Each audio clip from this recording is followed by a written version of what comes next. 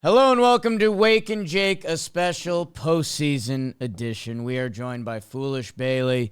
BBD is here. I'm Jake Storielli. Should I say that more? At Talkin Jake. Follow. A lot of Instagram posts. Shout out to Padres fans Ryan Cohen. The postseason is here. We're excited. We've talked about it a lot. We did last episode here talking baseball. So when I was talking to Bailey, and this is where he's different, built completely different.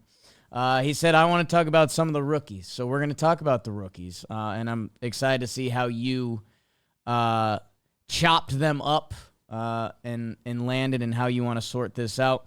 And I do want to start with just some general excitement for the playoffs and your Braves and whatever else you're looking for this October. So how you doing, Bailey? I'm doing fine, but as a Braves fan, I can't say I'm necessarily having a good time, to be honest with you. I mean, they're in the playoffs. That's great. It's the 7th year in a row. There are fans of teams everywhere that would kill to be in the playoffs 7 years in a row. You know, they would kill to see their team win a World Series in their lifetime, which is something the Braves did for me just 3 years ago. But it just doesn't feel right. The way it happened just doesn't quite sit right with me. I didn't enjoy the doubleheader one bit. I thought maybe I was going to get to watch the first game and then take the second game off like the rest of the team did. I was going to, maybe get some work done. Instead, I spent basically 7 hours on the couch just in excruciating pain throughout both games. And I feel, and I got to say, I feel bad for your Snakes. I feel genuinely bad for your Snakes. I don't feel... look, at the end of the day, you got to win the games to get in, right? And that, even came down to head-to-head tiebreakers for them versus like the Mets and the Braves to some extent. That was definitely a factor into this playoff race at the very end. But look, like they scored more runs than anybody. They had some intriguing bullpen arms like Martinez and Puck that they didn't have necessarily as part of the run. Last year, they would have been a more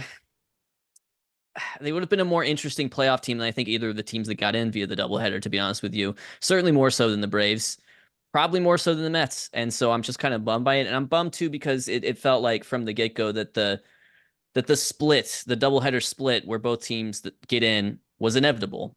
And right. I think that yesterday was actually a good test of that because it was actually the perfect script for there to be a sweep because the Braves used every high leverage reliever in game 1. And then they had Chris Sale scratched for game 2. So everything was lined up beautifully for the doubleheader sweep to somehow happen, for a team that didn't care to somehow beat a team that does care.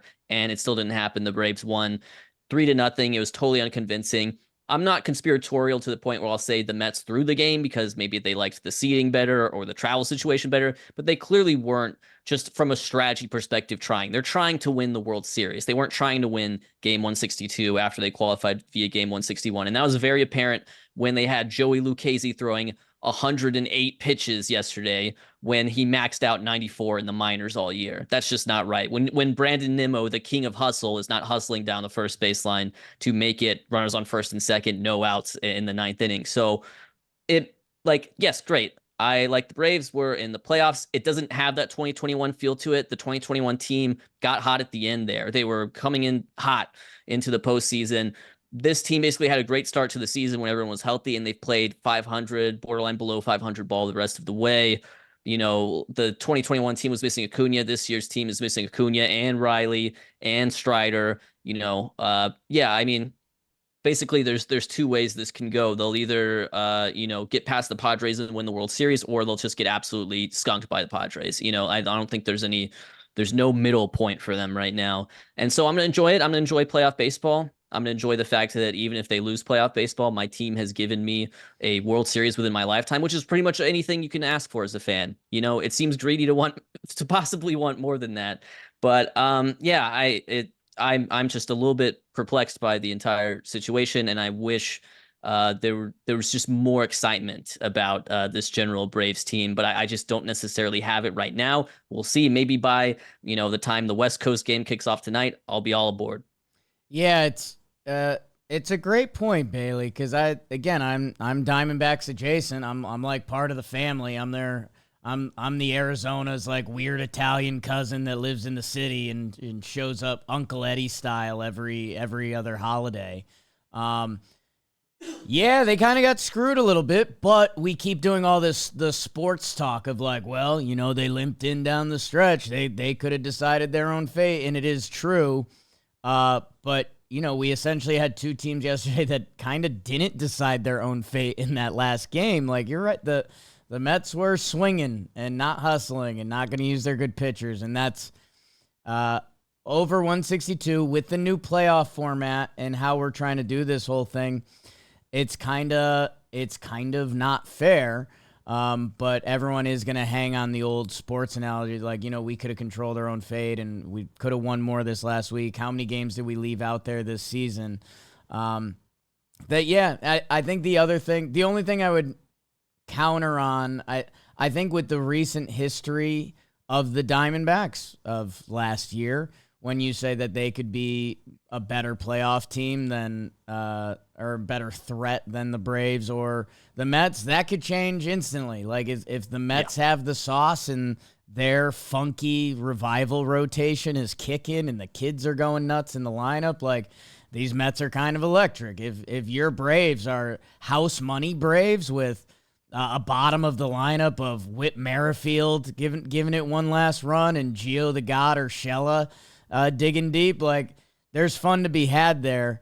Any of these teams can do it, and I guess it's kind of one of the problems with this new playoff format that, like, any team can go to the World Series. The Snakes kind of embodied that last year, but to have that opportunity taken away in like a fugazi game 162, that is brutal, man. Yeah, I think maybe is the lesson that, and look, this never happens, is the lesson, are there too many playoff teams? Because I'm not sure if these Mets or these Braves, I'm not saying they can't win the World Series. Like, there's a difference between, can you win the World Series in like a really short tournament where it's a lot of small series, but do you really deserve to be in the postseason? That's Right. You could say the same thing about last year's Arizona team. I think they had a negative run differential in the regular season last year. That's bad. That's not, you want to score more runs than your opponents, right? They didn't do that. So, but and as someone who cares about the playoffs and wants to see like that good competitive balance where yes, you have good teams and fun players in, but at the same time, I just lament that it never in the history of in the professional sports has it ever seemed like a league has said, what we need is less teams in the playoffs and less playoff games because everything's money and playoff shares and blah, blah, blah. And I hate it because the playoffs, no matter what, just for the rest of our lives, they're just going to keep getting a little bit bigger, NBA play-in tournament, another wild card team in the NFL. It's just everything. They're going to add 2 expansion teams, and then there's going to be 2 more playoff spots, that's just, I just hate it. I really don't like it. Yeah. Who runs the world? Girls. Beyonce will tell you that. Obviously. And then it's money, man. And I mean, look at the state of college football. Just turn on a Saturday these days and look who's playing, and you're like, what? I had to tap in. Can't believe I said that in a serious ways. I had to tap into the new college football game because it was the game I probably played the most growing up. And I took the Arizona State gig, and I was like, oh, this is kind of hype. Arizona State, like, this is a good program. We could get ranked. And we're Big 12 schedule, and I was like, what the fuck? It's money rules the world, and yeah, I do think baseball is going to have to adjust this format, and I currently don't know the answer, and maybe less regular season games, so you could have a more legitimate playoff. I don't know, because then you're never going to do that, because then you can't chase the records of baseball, but I think we're going to have more time to discuss that at a later date. Sure. I guess, is there anything else you're eyeing this postseason, Bailey? I know that's such a broad question. I know you want to talk about the rookies, and it's going to be cool to see Jackson Merrill on this stage and Kouser, and I know the Witt and Gunnar have graduated, obviously, but that's fun. Like, there's something beautiful about those 2 uniforms and 2 shortstops that brings me back to when I was a little girl, seeing Jeter and Nomar out there and all that kind of stuff. I guess, is there anything else? Like, me and Trev were laughing. We wrapped up talking baseball by giving our picks, and that's, again, it's such a losing process at this point. Shout out to Ben Verlander, who pitched a reverse perfect game the other year. But no, we don't laugh at that. We support our brethren. But I don't know. I guess it's just all the storylines. It could line up for San Diego and LA to tee it up again, and how cool that is between where they're at with Ohtani and the Padres. God, if Houston and the Yankees somehow find a way to tee it up again, how electric that would be.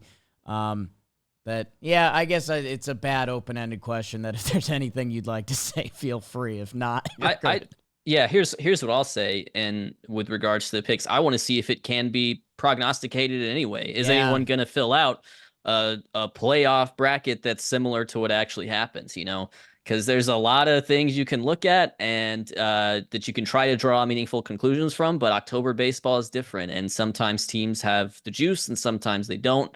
And from the outside, it's really hard to tell who that's going to be, because I don't think anyone would have had the Rangers and the Diamondbacks in the World Series last year.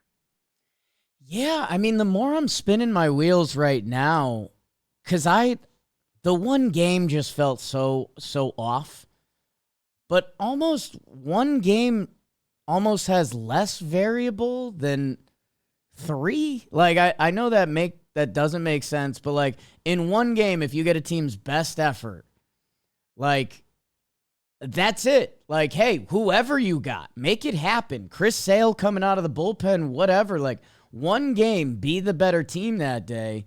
Where three games, like the Braves may punt this first game of a 3-game set just to be set up for Max Fried to win, and then everything else that, I don't know, I guess I was kind of against the one game, but these 3 gamers, just something feels off. Yeah, it's because you still have to manage the series, even though, you only basically get to take 1 L and then you're facing elimination. But yeah, I mean, the Braves are a great example of this. I think punt is an all right word to use. I mean, the idea is basically you're going to throw out a couple guys there and then you're going to see what's up. That's what I call it. I call this a see what's up game. Like, yeah. Right. AJ Smith-Shawver one time through the order, Ian Anderson one time through the order, then see what's up, you don't have to worry about managing the series in a one game. You just have to win the game by any means necessary. And yeah, maybe that would just take out, because again, like going back to my Diamondbacks, the whole thought process was like, hey, everyone wants to build an 85-win team.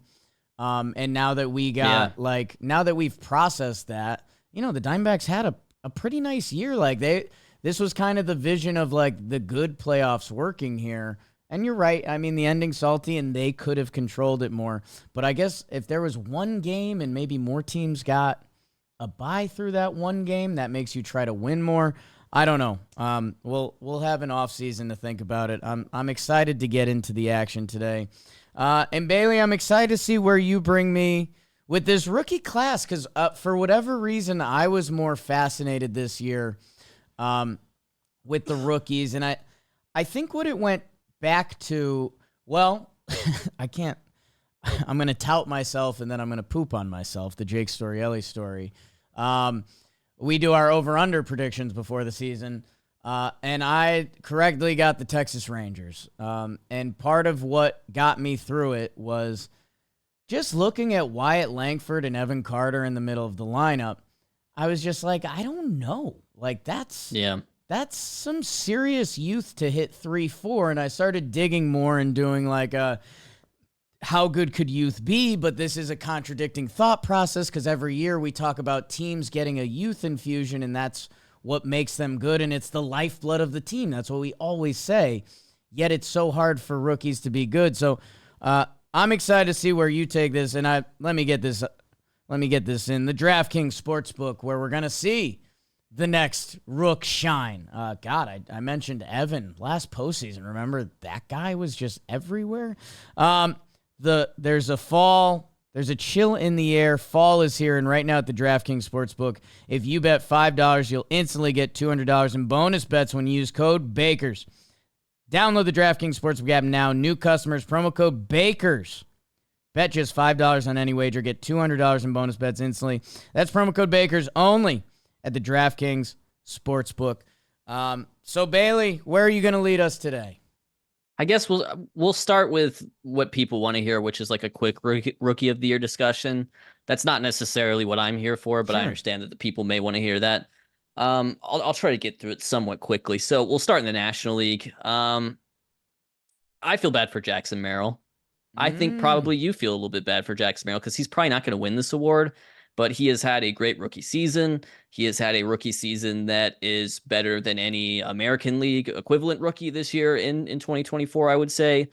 And I think what the problem is that this race has become kind of a litmus test as to is there any way a rookie pitcher, specifically one that I would say is drafted, and developed in the United States, not like a necessarily like an NPB guy. Can a rookie pitcher win rookie of the year? Starting pitcher, I should say. Because Skeens, I think, is very much the blueprint. He was drafted first overall. He's this, mega prospect, generational pitching prospect, probably the best we've seen since at least Strasburg. And what does he do? He comes up, he throws 130 innings in the majors. That's what it's going to be, right? Like that's about as good as it can get for an elite pitching prospect in 2024 at the big league level. And it's it's the best 130 innings you could ever ask for, really. I mean, he was sensational. And so the thing is, you got to take a look at it and say, hey, if Paul Skeens can't win Rookie of the Year, then can any starting pitcher do it, right. going forward? Because it's just going to be a workload thing, versus, a 600 plate appearance everyday hitter, those guys, that's a bigger chance to influence the game. Even, Jack had more plate appearances than Paul Skeens had batters faced this year. Not to mention the defense and the base running as well on top of that. So I feel bad for Merrill in that regard, but it is Skeens. Skeens is going to win the award. If I had a vote, I would vote for Skeens because he was incredible. But I do feel bad for Merrill, and I do think what he did deserves a lot of recognition. He's definitely got it, but like he wasn't a center fielder, and then he was, and then he played great center field, and then he just hit, and the Padres don't make the playoffs without him. So yeah, that's my take on the NL. I think the other sort of impressive rookies for me this year, Mason Wynn and Jackson Chourio. Jackson Chourio is actually the answer to the. Are you familiar with the three Jacksons problem? Well, dude, I'm like, does Jackson? Let's say Paul Skeens doesn't exist. Yeah. Which Jackson would you pick? Is it still Merrill? Well, it's Merrill for Rookie of the Year, but for long term, like Right. which guy I want on my team for the next 10, Okay. I think it's Chourio. Well, yeah, that's how good Chourio is. Chourio, people have ripped me for this one, and I don't know. I feel like I say it differently every time. I feel like I'm doing a caramel thing. Chourio, Right. Is it Chourio as in Chourio. like Cheerio, or are we putting more emphasis on the Rio? Let me look this up. Let me see if anyone has. All three of us Let's are get this right. canceled. Yeah. And you know what? I'm doing it wrong. It's when I according to the baseball reference pronunciation, it is Chourio. Chourio, like Yeah. chew. Like we're emphasis on chew. Okay. Yeah. Because I mean there was some points that it was like, wait, does this guy deserve Rookie of the Year? Oh wait, no, I guess it'd be I'm still reading this wrong. Okay. Chourio. We're working on it. We're doing our Yeah. best. I don't know. He has a brother too, so we'll have to really have to get Yeah, this right damn. soon. Brian? Did I dream that? Ooh, there's a Jason. Okay, I don't know. There may be a Brian somewhere I'm in just there. making everything Yeah. up, dude. I sorry if I'm a little shook. Joe Beimel, the old Dodgers reliever, liked one of my Insta posts today, so it's been an emotional day over here. Yeah, I know Chourio was kind of charging hard that I was like, wait, are the Jacksons going to knock each other out and give Paul Skeens the award? So what, I guess, what are you saying? Like, do you think Skeens does get it and Merrill's out? Okay. I mean, Skeens gets it for sure. And the thing is, sometimes when you discuss awards, this is so hard for like people listening at home to understand. And it's not the case here, but a lot of times there's a split between who I would want to win and who is going to win. And so if I just came out and I said Paul Skeens is the Rookie of the Year, people don't necessarily know what I mean by that, because that could mean I think he's the best, or that could mean I think the 30 people that are going to vote for this think he's the best. In this case, I think we're probably aligned, but in all cases, no, Yeah. Yeah, I'll be interested to see because it's one of those loosely defined awards that Rookie of the Year doesn't mean best. Yankee fans went through back when Twitter was hot, Andujar versus Ohtani. God, the streets were alive with music those days. But yeah, I mean, I don't know. I still think I think Merrill has a chance. You think it's more open-ended than that? I don't know. Like you're saying, to play every day and to be one of the top 2 players on the Padres this year that are, like a legit World Series favorite. I don't know. I'm interested to see where the old heads kind of land on it. It's probably Skeens. Who's getting it in the AL? It feels like my guy Heel is out. Yeah. That it turns into Kouser versus Wells, which, I mean, that's just some good baseball conversation. Your catcher cleaning up for the Yankees, a guy that stabilized a lot of stuff for the Orioles through different parts of the year. Well, I think Kouser's getting it. And I do think it'll end up being one of the less impressive Rookie of the Year winners we've seen in recent years. And my take on that is that's fine. I think maybe we've gotten a little spoiled lately. I think maybe we need a rookie class like this every now and then just to really appreciate when a Julio comes along or a Corbin Carroll comes along, like someone who's just like so obviously great, So I think it's Kouser for me. Wells, I think for him the rate stats offensively kind of went down there that last month or so of the season. I think that maybe it may have knocked him out as well. And actually for me, like if I were filling out my Rookie of the Year ballot, I'd probably put Heel ahead of Wells. And we talked about this, but if Heel is such a classic case of if the first half happened in the second half, this is an incredible narrative we built for ourselves. So, and I'll say this with regards to the playoff teams and the playoff races as well. Like, I think what happens when you have a team like the Diamondbacks that just barely misses out. You start thinking, oh man, if only we hadn't lost that last series to the Padres, or oh, we had that big lead in that game versus Milwaukee in September and then we blew it. No one ever thinks about April. The games in April count the same as they do in the standings at the end of the day. And there's so many you can hear it from Julio himself. Julio, the Mariners get close, and I think probably these last couple of years, he's thought to himself, if I had just gotten a little bit hotter in April and May, we're probably in, and that's a lot of pressure to put on him, but that's the truth, is that a game in April and May counts the same in the standings at the end of the year as the ones in September. And sometimes I feel like we don't necessarily recognize that, but I digress. Luis Hill would be ahead of Wells for me. I think Kouser would be number 1. I do really want to shout out Wyatt Langford. I think it, because Evan Carter, it was bad. He got hurt. It was bad. Wyatt Langford very quietly got his season back to basically what was projected for him. He finished with a 111 OPS plus. He was like a 3-WAR guy. He nearly 1-dotted in September. He had 8 home runs in September to really boost up the stats. But if you really honestly right now, if you compare Kouser to Langford, they're not that far apart statistically. It's the truth. Kouser's on a fun team that's in the playoffs, and Langford can't necessarily say that, but I hope Langford finishes high in the voting. I wouldn't expect him to factor in getting a bunch of first place votes, but I hope he gets the recognition. And the other guy I'll shout out is Mason Miller still, because he was very much part of this conversation first couple months of the season. And what I would say is in some regards, Mason Miller's season as a reliever is about as rare as Kouser's season as a left fielder, if that makes sense. Like he is to relievers, as Kouser is to left fielders. If I don't know if I can, make that any more clear, but I guess the point is, he's worth taking a look at to some degree just because he was so electric and so fun. So if I were being like a contrarian voter, he's a guy I would consider giving a first place vote to. Yeah, Wyatt Langford. And so I wanna tee this up by saying that part of me is the problem here, and I think in the right way. If Wyatt Langford had done this on, say, the Tigers, Wyatt Langford might have a Rookie of the Year campaign coming his way. Now, It's very different. He played on a Texas Rangers team that the season ended, and I'm happy he finished this way. That if he had done this on the Tigers, he basically would have been their second best player or third best player.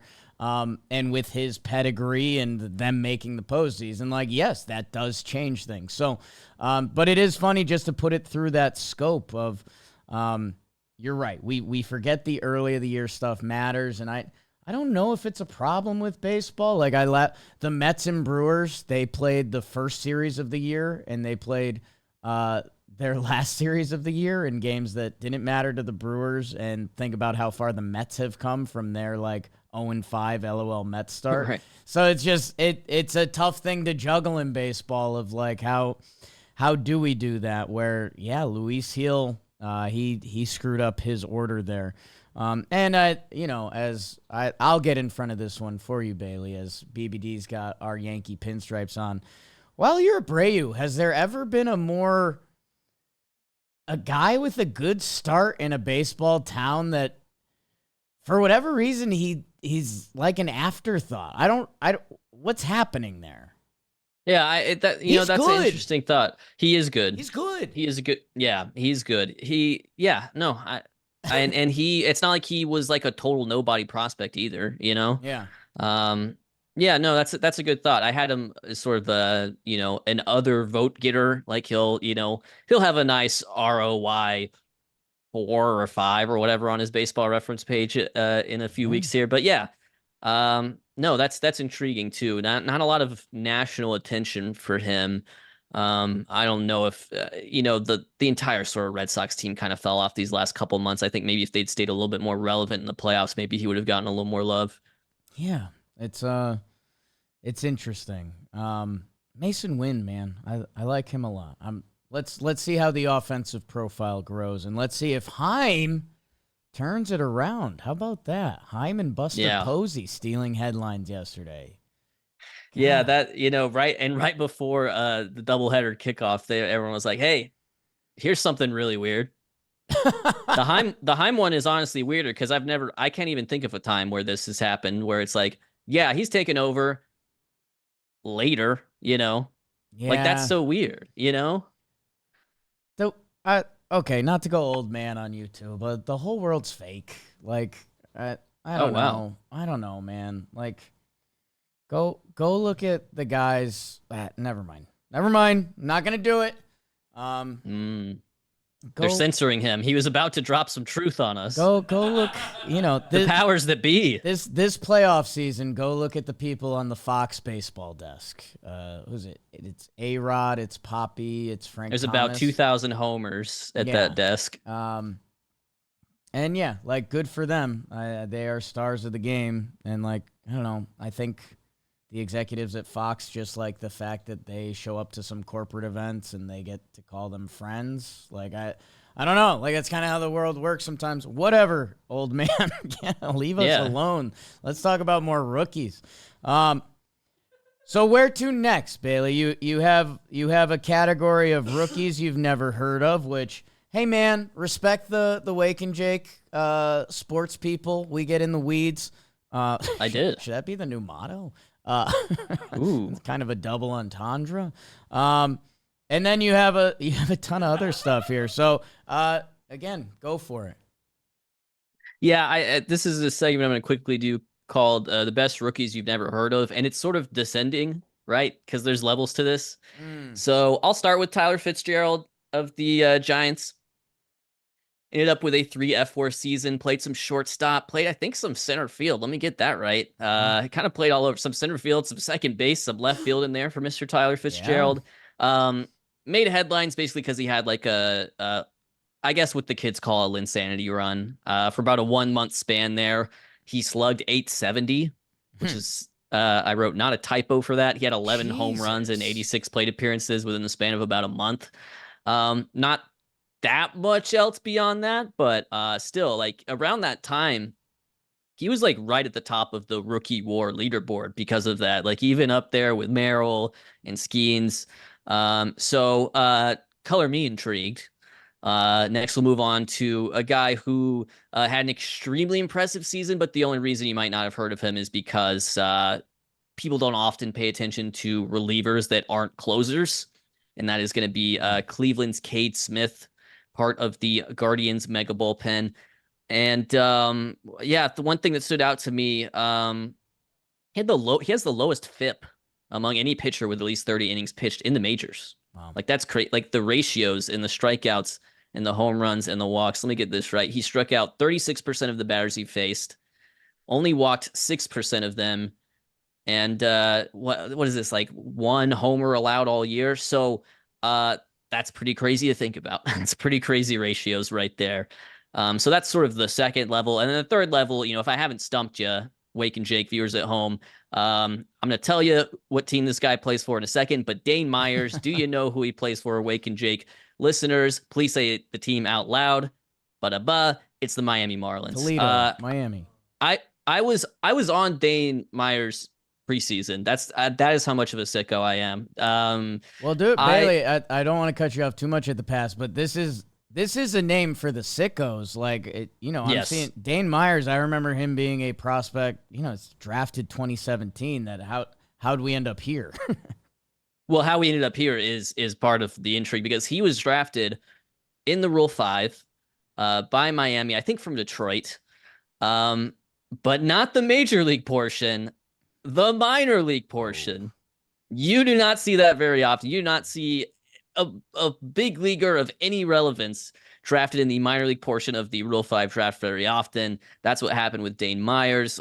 Came up, I think debuted with them a little bit in 23, but in 24 this year, just kind of intriguing numbers across the board. Again, he only had 100 plate appearances, but he was an above average hitter, and he's 28 years old. But I was just kind of intrigued I looked at the StatCast. He has good barrel rate. He has good chase rate. Contact could be better. He has a cannon of an arm. He's fast. Like he's a good athlete, Right. And so there's just a little bit of intrigue there, especially in a place like Miami where there are opportunities to win playing time if you have the talent. So that's my total. You probably haven't heard of Dane Myers. If you are, you're a sicko on the level of me. And those are my 3 best rookies you've never heard of. Yeah, Tyler Fitzgerald. Surprised to see where the season end numbers landed. Good for you, dude. What is it? 15 homers, 17 stolen bases, 831 OPS, 96 games played. That walk to strikeout ratio makes me a little nervous and makes you, for the next steps. Let's see what happens. I started making the joke this year. I mean, Giants player generator between Tyler Fitzgerald and who was the kid who was playing? Grant McCray. And it's just like, what? Come on, guys. Every now and then you see a Wade Meckler and you're like, what are we doing here? So, funny enough, Wade Meckler, the first ever blitzball boy to make it to the big leagues. Wow. Yeah, so we're all in on Wade Meckler. He's part of your coaching tree. Yeah, it's kind of crazy. The inventor, the creator, Aaron of blitzball was like, yeah, Wade Meckler, watch out. And I was like, what? And then, there's videos of him as like a 16-year-old just cranking blitzballs a decade ago. Interested in Tyler Fitzgerald. I believe in competition. I think baseball's gotten too far away from competition, and him and Marco Luciano stuff that I think kind of actually came to a visual forefront. I like that. Play ball. Come get the position. Like, you play well, you get to play. Like, sometimes we've come so far away from that in this sport, which is just like bizarre. Dane Myers, I just hope something hitting-wise ever breaks in the Marlins direction, because hitting's fun to watch, and I feel like Marlins fans haven't gotten to watch good hitting since blank. Like Giancarlo. What? Yes, like Giancarlo, Yelich, Ozuna. I guess they had that tight window there, and then they sold them for parts. And yeah, Cade Smith, I guess maybe this is where I'm too close to the situation, that seeing how the Guardians have done this year, knowing how much a part of the ride he has been, Yeah, I don't know. Tyler Fitzgerald's throwing me off right now because I don't know if I want to buy stock or if I just look at those numbers and be like, I've seen baseball do this too many times. Yeah, I'm kind of in the latter camp, but I'm Yeah, still intrigued. yeah. Um, okay, where to next? Um, anything on the sheet interests you by any chance? Oh, um, well, I think this is a good topic that baseball people would like to hear. That you have, should the NPB, KBO, CNS guys be eligible for Rookie of the Year? Um, it's a good conversation, right? Because we clearly don't grade them on that scale. Otherwise, we would have Right. had, I think another Yankee one. It was a Hideki that didn't get the Rookie of the Year. I'm forgetting how it happened, but these are guys that have been pros that we don't judge them on the same scale. That showed him Inaga had a great year this year, and yeah, like I guess if this was a neutral Rookie of the Year, would he outdo Skeens because he has a full I season? I was having that thought, and to be honest Interesting. with you, if I was voting, I'd probably say yeah, because it's just it's like 40 more innings, right? So Yeah, there's something to be said about that. yeah. I don't have the answer because I mean it would feel bizarre if we just do a like you listed here, so this isn't shots fired at you, but like a best newcomer award. Um, I don't know if they still have Rookie of the Year and they have that, and there's like one year where there's one guy that comes over that's like ends up being a util guy with a 677 OPS and a .5 WAR, and it's like, well, welcome to our best newcomer, Jung Ho Kang. What's he up to? Did he get in trouble? Nothing good. You think I? Oh no, I was gonna say yeah. That was a Yeah. while ago though. Yeah. Either way, that yeah, I don't know what to do. It's a good mental exercise for society because I don't think there is a good answer. Yeah, I'm starting to lean no, to be honest with you. I mean, because for partially for some of the reasons you just described, like if Yamamoto pitches a full season, like how does that even factor in there? I mean, Right. Imanaga had a wonderful year, and it's like how could a college arm compete with them Yeah. if they're gonna max out 120 or 130 in the rookie season, and those guys are gonna come over and throw 180, Yeah. So I think that's tough, and I think I used to be like, I don't understand why everyone hems and haws about this, Mm. if Otani wins, or for example. Um, but now I'm like, I think part of respecting the league and part of respecting the level that they play at would be not including those players in Rookie of the Year discussions and saying, hey, you're a grown man coming over from a grown man league playing a grown man sport. You don't have to be considered Rookie of the Year eligible. Yeah. I mean, maybe if you don't want to go a step further, you could do like an age thing and do like 26 and under if they Yeah, end up maybe. over here and they have a great season. But yeah, I think it ends up being sort of moot. And I don't like to say that. Um, what I think I'm more interested in this the preseason top 10. And it kind of starts off with a bang, and it leads into your second topic. Jackson Holliday. Yeah. We came a long way from, you guys know who his dad is, and he grew up with a batting gauge, and he's the next one to like, whoa, whoa, baseball gets pretty real pretty quick. Where you at with him? I think I'm probably a little bit more negative on him than a lot of people would be, and I'll tell you why.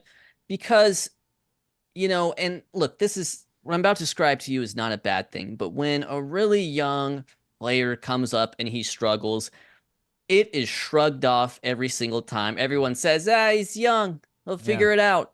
He's young. He'll figure it out. They'll do it. He's 20 now. They'll do it when he's 21. They'll do it when he's 22 if he's still not good by then. He's young. And that's like in the public sphere, like, yes, I get it. That makes perfect sense. But that is just the prevailing opinion. And anyone who, feels otherwise, who would maybe downgrade their expectations long term for this player, saying, it's a small sample. He's 20 years old. What's wrong with you sicko? But the thing is, sometimes those guys just don't figure it out. It's true. They yeah, just don't figure it out. And so I am slightly downgrading no, I'm not even, I am downgrading the long-term expectations for Jackson Holliday based on a 200 plate appearance sample when he was 20. Like, and people are going to say that's crazy to do, but I think if you look at it sort of historically, right? Like, so I did a stat head search here. Since 2000, I looked for rookie seasons with at least 200 plate appearances and a below 600 OPS. 73 guys did that. Really, only 3 of them became what I would call a really good player. Brandon Phillips, Brandon Crawford, Javi Baez. Right. And I think for a guy in Jackson Holliday's position, you can fall into what I call the Kelenic thing, which is this is what people did with Jared Kelenic. Oh, he came up and he did bad. No, he'll be great next year. Don't worry about it. Oh, he did bad again. Oh, it'll be great the next year. And then all of a sudden, at the trade deadline, we were talking about, in terms of cutting bait, we were talking about trading Jackson Holliday for, Tarek Skubal for a Cy Young Triple Crown winner mid-season. And, last offseason, the Mariners traded Kelenic to the Braves for nothing. Right. The only difference there is like 2 more years, So, I'm going to say, yes, I am kind of worried. I'm probably more worried than you think I should be. But, it's because every time this happens, the prevailing opinion is always going to be, yes, he struggled, but he's really young and he's really talented and he's a really highly touted prospect and his dad's Matt Holliday. So, of course, he's going to figure it out. And sometimes those things to figure it out don't always figure it out. And, people say, oh, you have these expectations. Every rookie has to come up and do great right away, even though they're really young. But it's 200 plate appearances. It's something. It's some data, Right. You can draw some sort of conclusion from that data. So I'm going to say long-term, my expectations of Jackson Holliday versus what they were on opening day have downgraded. And so, yeah, I am a little bit worried, especially just with the situation being what it is in Baltimore, where they want to compete right away, and they might not totally have the patience that he would actually need to develop into a great big leaguer. It's an interesting combo. I mean, there's a part of me that just wants to old head you and be like, he's young. Everything you're saying. And honestly, the part that's hurting me, and this is bizarre, he looks and feels so young. Like yes. Like I don't know if that's me getting older or if for a 20-year-old, because I don't know, Jackson Merrill, and maybe I'm too performance-based. Both Jackson, Churrio, Churrio. We're doing our best. And again, this could just be literally just pure face because he's got those rosy cheeks on Jackson Holliday. But I don't know. I think of Trev talking about some of the players that when they used to come over from overseas, and they were just like, everyone who's a big leaguer is built. And it's a physical sport without being a physical sport. That I think some of the some players that used to come over from Asia used to be overmatched by that because every night it was 95 and a pitcher who was 6'5", 240. And I guess that would be the only thing that I would put as another caveat for Jackson Holliday of, yeah, man, I can't rule a kid out like that. And I know you're not ruling him out, but you're saying there is data here that should be considered that a lot of people won't. I think I'm closer to the I can't it just, and maybe it's I'm too close to it, but it is when you bring up Jared Kelenic and I didn't realize how ugly his year got. At a certain point, it these top prospects stop being top prospects, and almost the quicker you can get in front of it, the better, because the value does start to change for them. It can change really rapidly. Yeah. God, it's for the people that are prospect heads, how quickly, okay, MLB top prospects, let's go 2018. How quickly you go from you're going to be the guy to not. 2018, which was random. Shohei was one. Okay. Again, interesting loophole there. Unique situation there. Ronald Acuna Jr., Vladdy Guerrero, sure. Eloy Jimenez, Gleyber Torres, Victor Robles, Nick Senzel.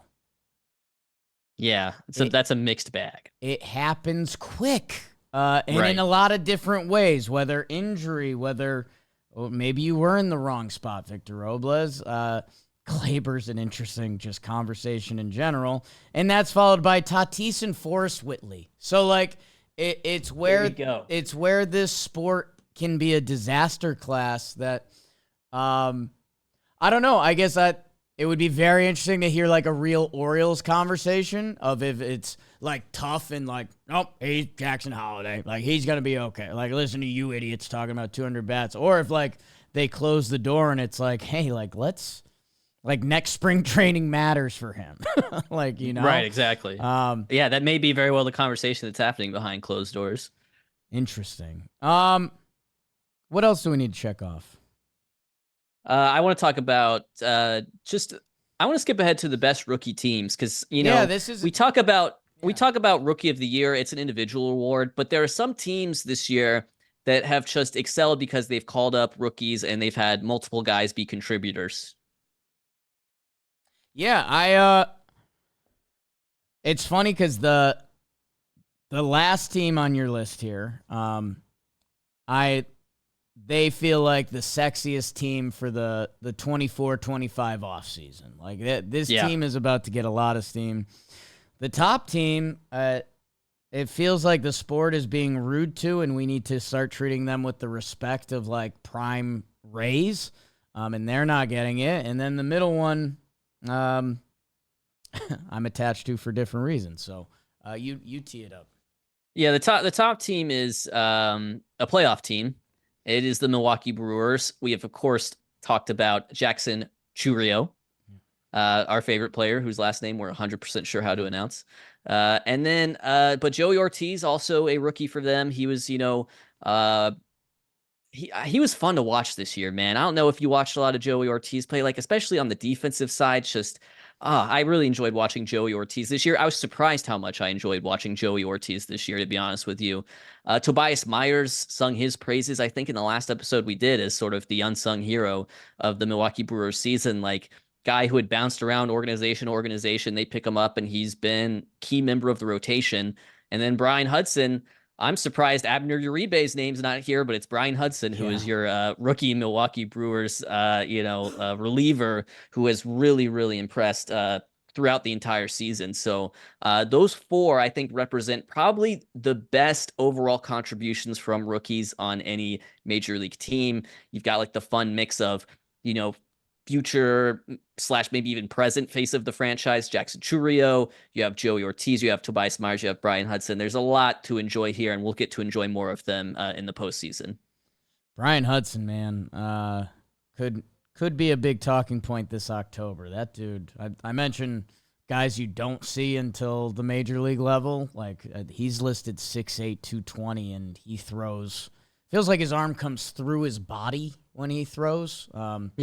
I'm not sure what you do with that when you're hitting.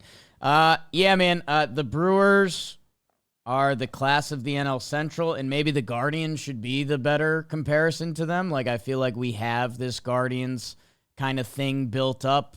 Maybe it came from the Lindor trade. Like, how can you trade a player like that, and yet they somewhat rebuilt this thing on the fly without payroll and seemingly a lot of talent everywhere.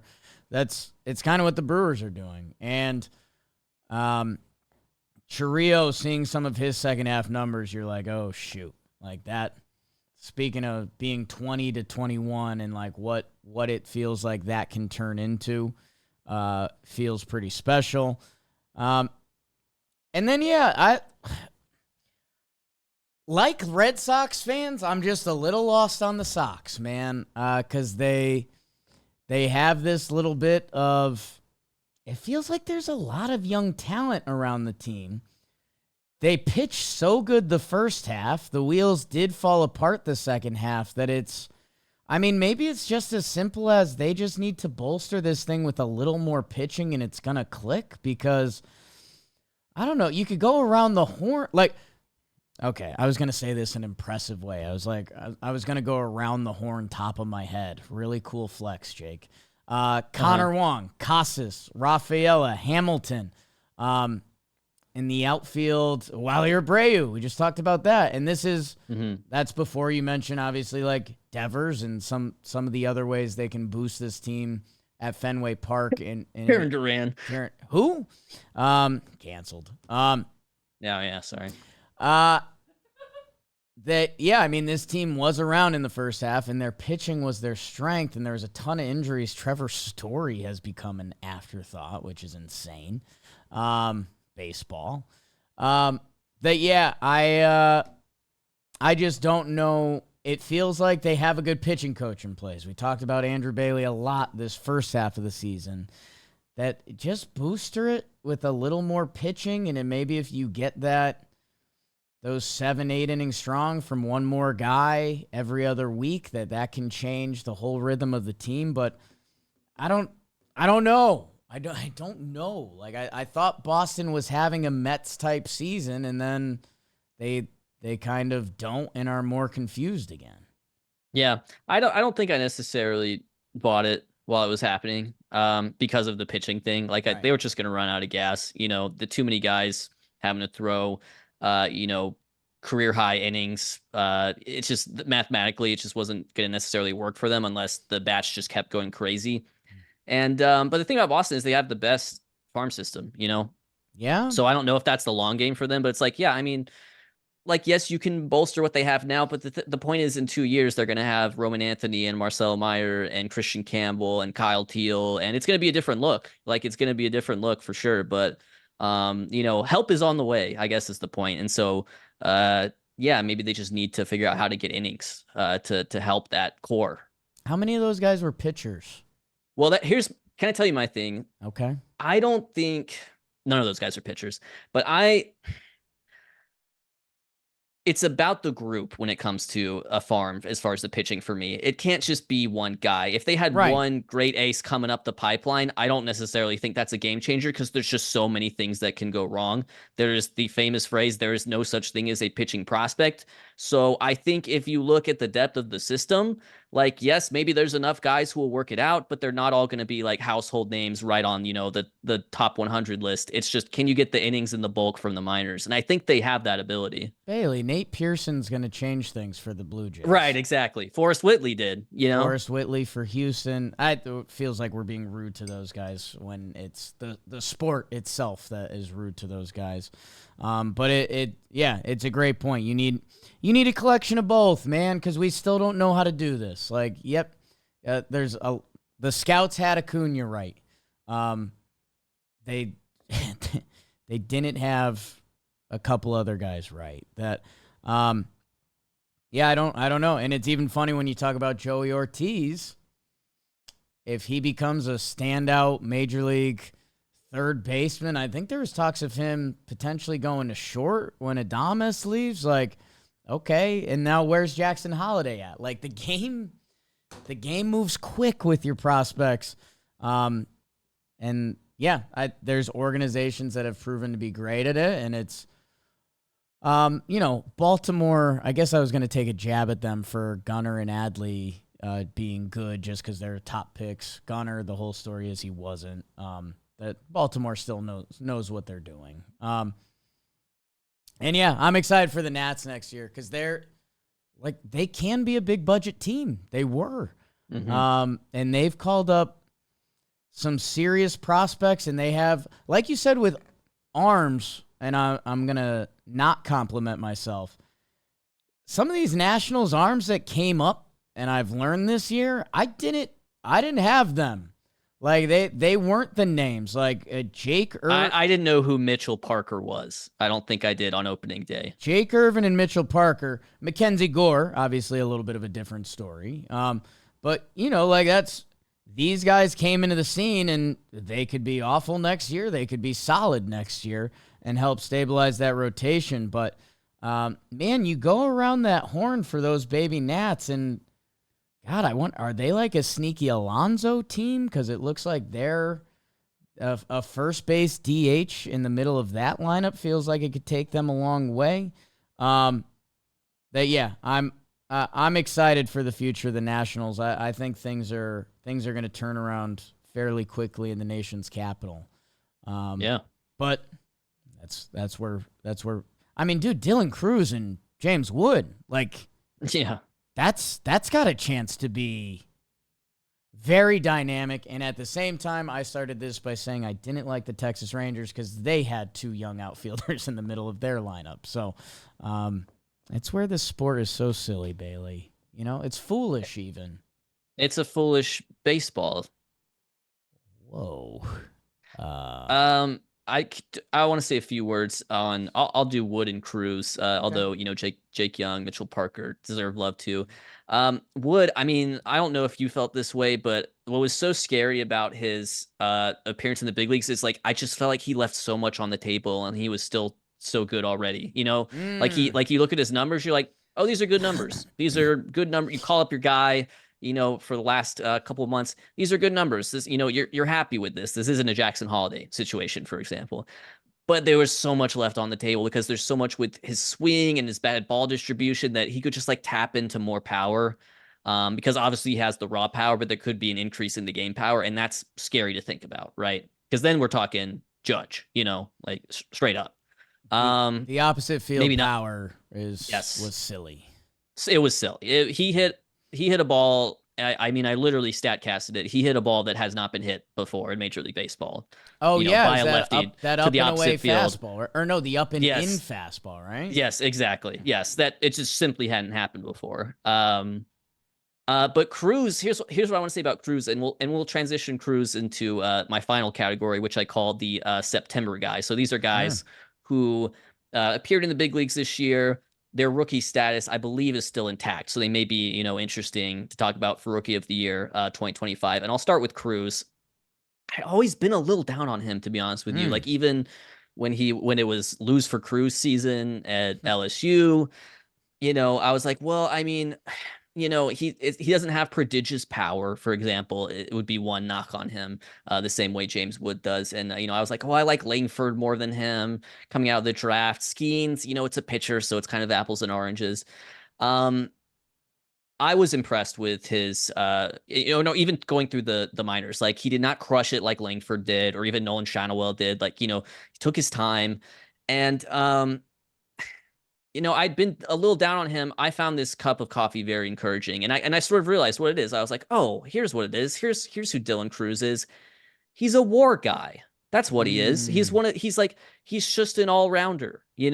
He's gonna hit 260. It's gonna be like a 350 on base. It's gonna be like a 450 slug, and all of a sudden you're gonna have this 800 OPS, great defensive center fielder who steals bases, and he's gonna put up like 5 WAR seasons. That's what it is. Like there's nothing. It's not gonna be super sexy necessarily, but he's just gonna be valuable, And so, just like he's already so disciplined at the big league level. Look at those strikeout rates and those walk rates. Like they're great.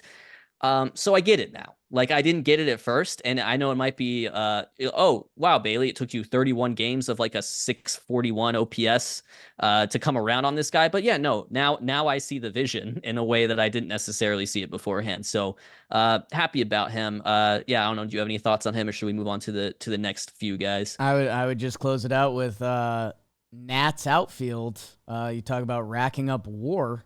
Oh yeah, if James Wood turns into James Wood, Jacob Young catches every ball out there, and you have Cruz and right casually doing like a righty Kyle Tucker light type deal. You could run into 15 WAR outfield feels high, but again, the potential game. And then we'll get through the rest of these guys a little bit quicker here. Will Wagner, alluded to him a little bit earlier. Toronto second baseman, son of Billy Wagner, acquired in the Kikuchi trade from the Astros. Really nice September. I guess you call that a cup of coffee for him. 305 average, hit a couple homers, 788 OPS. He had such a hot start. What did he pick up? Like, I don't know. He had some sort of 10 hits in 2 games. Yeah. I don't know exactly. I don't remember what it was at this point. But he's interesting too because I think Toronto have a lot of young lefty hitters kind of in similar positions. And I will now attempt to name them all from memory. Spencer Horwitz, Addison Barger, Jonathan Clase is a switch hitter, but that means he's going to mostly bat lefty. Loperfido also in that Oh, trade. Big guy who's the Nathan Lucas. So it's like there's just so many of these guys. They're all kind of competing for the same type of playing time, but I think Will Wagner is in the conversation. We'll see him in the playoffs, although I think sparingly, but Luis Angel Acuna, Ron's brother, he really kind of saved the day for the Mets, to be honest with you, because Lindor missed some time with the back injury, and then they basically slotted him in the lineup, and then he did a Lindor impression for, a week. And that was really all they needed to right. get that final push in there. Adrian Del Castillo. Can you tell me a little bit about Adrian Del Castillo? Because I can tell you some stuff, but I'm curious if you know kind of the story here. I don't know the full story. I just know a team and a franchise that fell in love with Gabby Moreno for some, the way he mauls lefties and their win-loss record with Gabby. Remember when that was a thing? Oh yeah, Adrian Del Castillo came up and just started hitting grand slams and was just like, I'm here. Here I am. So no, I don't know the story. It was just like when he played, he was the box score.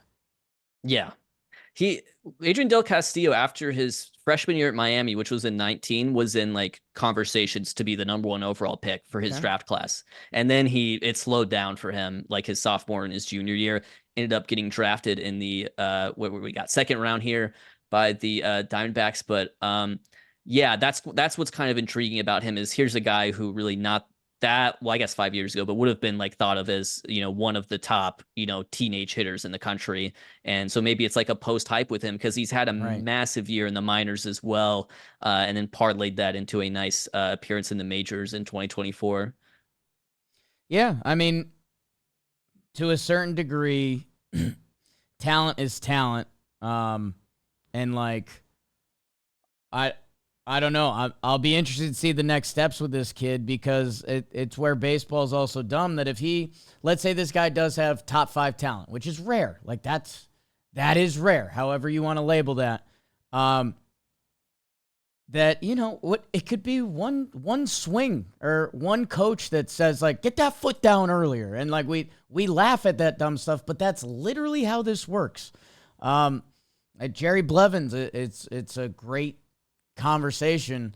The Cubs, I believe it was, told him start throwing Submarine 83, and he did it a couple days, and he was getting absolutely rocked. And then one of the pitching coaches came up to him and was like, "What are you doing, dude?" And he's like, "Oh, they're telling me to do this." And he goes, "You're about to be cut, dude. Like, throw the ball the way you want to throw the ball because it's not happening right now." And Jerry had like the lefty dream reliever career.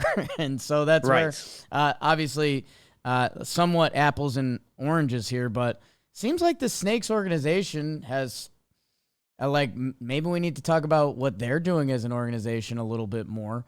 And yeah, if you tell me this guy has top 5 pick potential in him and something's clicked, I'll believe it. Cause yeah, the 25 games he came up, he went nuts. Yeah. Next up, we'll go Michael McGreevy here, pitching prospect for the Cardinals. He just had some big games. He pitched their last game of the season. How about 8 innings of 1-run ball at San Francisco for him? Had a spot start at the end of July, 7 innings of 1-run ball there.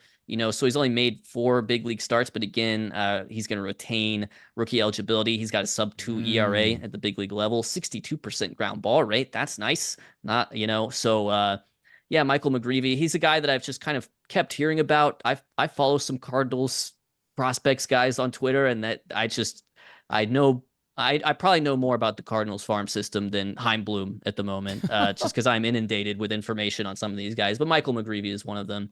And then we'll close out here with a guy that you will see in the playoffs. That is Eric Sabrowski, reliever for the Guardians. Folks, they got another one. 20 inches inverted vertical. Why can I do this? Vertical break on the fastball. It rises. And then he throws a big curveball. It goes down. Andrew Walter is also a guy who they drafted last year, who I think may factor into the bullpen at some point. But I think Sobrowski's a little bit more intriguing for the moment. So, yeah, those are some guys. You'll see some of them in the postseason, some of them you won't. But they are guys to keep in mind going into 2025, where they still have their rookie eligibility intact. I love it, Bailey. McGreevy, I feel like I've been too hurt by Cardinals pitchers and pitchers in general that. It's the one spot start against Texas on the trade deadline, which was a great start. And then it's Pittsburgh, Colorado, and San Francisco at the end of the year, which I don't want to send any more shots fired at those programs, but they were packing up the bus a little bit. But, yeah, hey, I mean, he was a first-round pick. And then, yeah, Guardians pitching factory, man. Go. Yeah. Hey, go. I told Bailey I daydreamed of us doing a Fegupa, a.k.a. How we would take over a team, and hire someone from the Guardians pitching organization. Sure. Yeah, go for it. It's a step in the right direction. All right. I think I have to run, Bailey. It's almost playoff baseball time, or I guess this is coming out tomorrow. So, oh my God, those games last night were incredible. Can you believe when he hit the ball, and then can you believe when he didn't and he swung and missed? That catch! And to close. Oh my gosh! To close off our football coverage, I will say that this. base running snafu. How could he? You learned that in Little League. We do have our first London game this weekend, so 9:30 Sunday. Get ready for a full day of sports between football, playoff baseball. We're there. The winter sports are starting to do their stuff. Bailey, we'll send everyone to Foolish Bailey, Foolish Baseball, and we thank you, man. Enjoy the postseason. My best wishes to your Braves. Thank you. My worst wishes to your Yankees. I didn't need that. Beebs, tell them about Dan. Talkin Jake is a production of Dan Patrick Productions, John Boy Media, and Workhouse Media.